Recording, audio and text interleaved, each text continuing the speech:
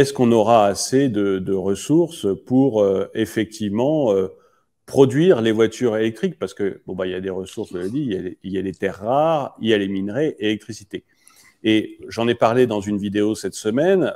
On a une étude de l'université de Louvain qui montre que, par exemple, il faudra 35 fois plus de lithium qu'aujourd'hui pour arriver aux objectifs en 2035. Il faudra 26 fois plus de terres rares, pardon. Il faudra 3 fois plus de cobalt, il faudra 2 fois plus de nickel, 33% d'aluminium en plus. Enfin, on est sur des chiffres absolument gigantesques et on peut se demander si on aura ce qu'il faut. Puis il y a aussi la production d'électricité. On voit que actuellement les gouvernements Engie, EDF, Total nous disent surtout économiser l'électricité actuellement parce que on va manquer de gaz, on va pas pouvoir vous chauffer cet hiver. Et les mêmes nous disent bah, il faut absolument que vous mettiez à la voiture électrique. Mais si on se met à la voiture électrique, on va consommer plus d'électricité, alors ils sont déjà pas sûrs de pouvoir nous chauffer cet hiver et ils veulent qu'on consomme d'électricité en grande quantité pour les voitures. Et juste un dernier chiffre, la production d'électricité d'ici 2035, pour pouvoir atteindre ce fameux objectif de l'Europe, c'est 70% d'électricité de plus qu'aujourd'hui. En 12 ans, il faut qu'on fabrique 70% d'électricité de plus. Quand on ne sait pas si on va réussir à chauffer cet hiver, c'est vraiment ridicule. Enfin, on est bien d'accord, mais il faut bien voir qu'il y a des intérêts derrière tout ça. Parce que l'objectif que vous venez de rappeler, 70% d'électricité de plus, qui est un objectif tout à fait irréaliste, il justifie quoi? Il justifie les énergies renouvelables, il justifie les éoliennes et les panneaux photovoltaïques, parce que s'il n'y a pas de consommation d'électricité de plus, on n'a besoin de rien du tout en France. On a nos centrales nucléaires qui ont été construites il y a 30, 40 ans, mais qu'on peut prolonger. Les mêmes aux États-Unis, elles sont prolongées à 100 ans. Et donc, on n'a pas besoin de couvrir nos territoires d'éoliennes, de panneaux photovoltaïques. Et d'ailleurs, il y a là quelque chose que les gens ignorent, les dirigeants entre autres, c'est que depuis 20 ans, la consommation d'électricité en France et en Europe a cessé d'augmenter.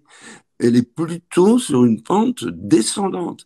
Et c'est assez normal, vous savez, je dirais, c'est une évolution très classique, qu'on appelle ça la courbe en S. Vous avez un phénomène, par exemple la circulation routière, c'est pareil.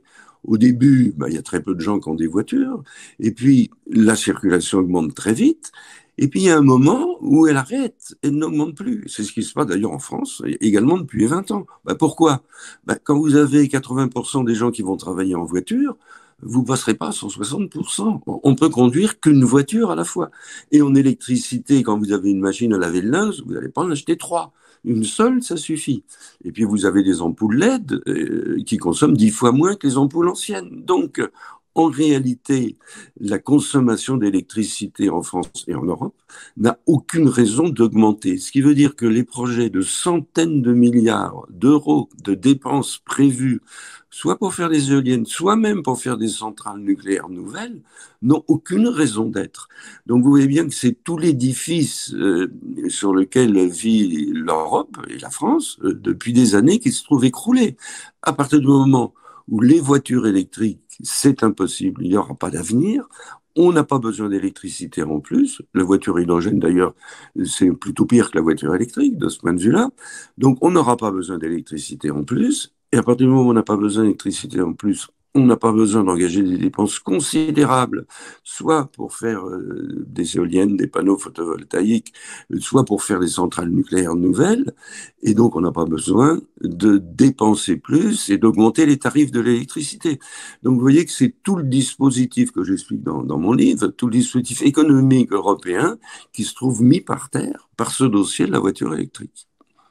Oui, parce qu'on augmente les tarifs de l'électricité pour permettre à l'éolien et au photovoltaïque pas d'être compétitifs, mais au moins de vendre leur électricité. Parce que si on se concentrait uniquement sur le prix de l'électricité, du gaz ou des barrages hydrauliques ou du nucléaire, eh bien, le photovoltaïque et l'éolien n'auraient absolument aucune chance de fonctionner. C'est bien ça.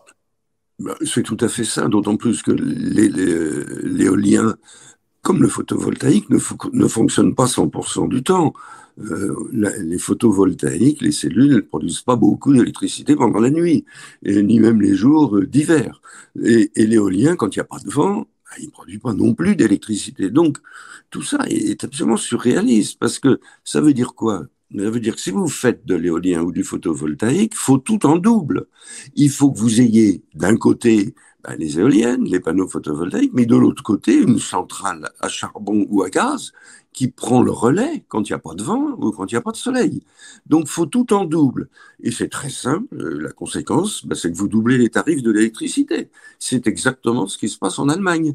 Donc, c'est une évidence, mais une évidence de plus qui n'est pas comprise par nos dirigeants et qui nous conduit à ce phénomène tout à fait inquiétant d'une augmentation sans fin des tarifs électriques, sans aucune justification. La seule véritable justification, c'est l'intérêt des promoteurs de ces énergies renouvelables, qui en réalité sont avant tout des énergies intermittentes et encore une fois, qui exigent, quand il n'y a pas de vent ou qu'il n'y a pas de soleil, d'avoir à côté d'autres centrales, d'avoir donc tout en double. Et quand je dis que les tarifs vont être doublés, avec les prévisions actuelles, j'ai regardé, c'est plutôt quadruplé. C'est absolument sidérant si on met en œuvre les politiques qui reposent sur la voiture électrique et qui reposent sur l'utopie qu'on puisse se passer des énergies fossiles, c'est-à-dire du pétrole, du charbon et dans certains pays du gaz.